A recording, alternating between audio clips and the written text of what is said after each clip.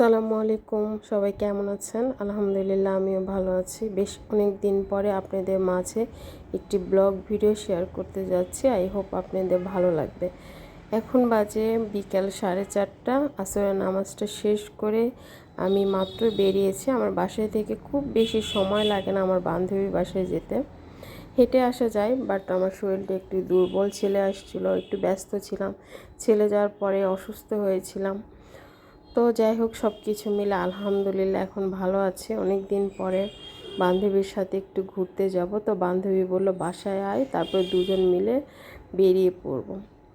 তো ঠিক আছে, সবাই সাথেই থাকবেন আর ভিডিওটি দেখতে থাকবেন। তো মাগরিবের নামাজ শেষ হওয়ার পরে আমরা বেরিয়েছি। এটা হচ্ছে হিসমি বাজারে এই হোটেলটা। আগে ছোট্ট একটা হোটেল ছিল, এখন দেখছি বড় হয়ে গেছে। এখানে বেশ লোকজন, এক নামে এখানকার হালিম আর পুরি সবাই জানে। এখানকার হালিম আর পুরি অনেক বিখ্যাত। তো সেটা শুনে আমরা খাওয়ার জন্য চলে এসেছি। এর আগেও আমি অনেক আগে একবার এসেছিলাম, তখন দোকানটা অনেক ছোট ছিল, এখন দেখছি বড় করেছে। তো আমরা হালিম, নিহারি আর ছোট ছোট এই যে 6টা পুরি অর্ডার দিয়েছি, সাথে ছিল সালাদ, লেবু। এখানে সার্ভিসটা আমাদের কাছে ভালো লেগেছে। মামারা অনেক সুন্দর করে সার্ভিস দিচ্ছিল আমাদেরকে। তো যাই হোক, প্রথমে আমি নিহারিটা এত নরম ছিল আর এত মজাদার ছিল, দেখতেই পাচ্ছেন কতটা ইয়াম্মি লাগছে। খুবই মজার হয়েছে নিহারিটা, আমার কাছে একদমই ভালো লেগেছে। 10-এর মধ্যে 10ই দেওয়া যায়। আর অনেক বেশি নরম ছিল।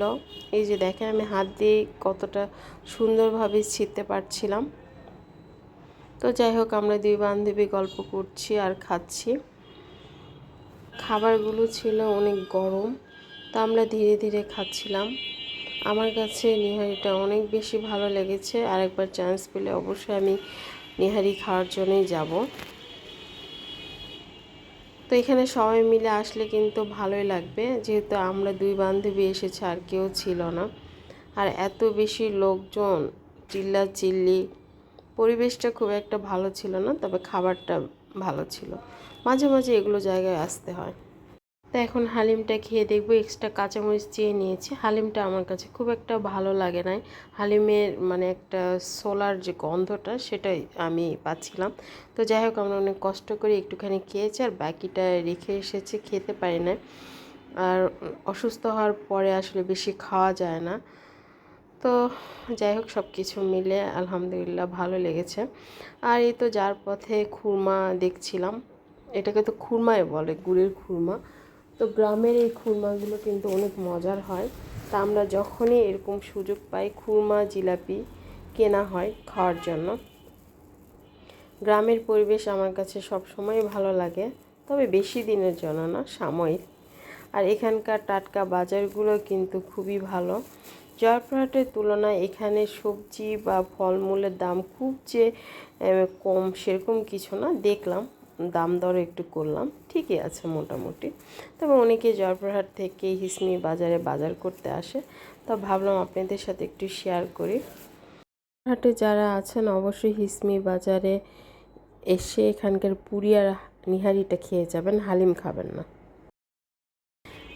তো এখন আমরা ডিসি অফিসে এই এলাকায় এসেছি। এই যে দেখতে পাচ্ছেন কত সুন্দর, এখানে আসলে একদম মন ভরে যায়। আমাদের প্রাণের জয়পুরহাট।